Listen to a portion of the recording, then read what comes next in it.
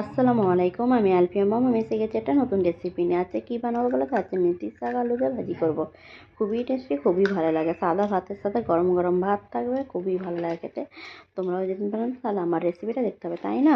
চলো আমার রেসিপিটা শুরু করে দিই। দেখতেই পাচ্ছি একটা ফ্রাই প্যান নিয়ে সরষের তেল দিয়ে রসুন কুচি, শুকনো লঙ্কা, পেঁয়াজ কুচি দিয়ে লাল লাল করে ভেজে নেব।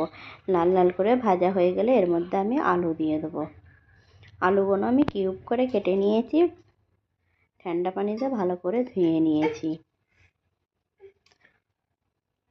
দেখতে পাচ্ছি আমি আলুগুলো সবকটাই এবার দিয়ে দিচ্ছি।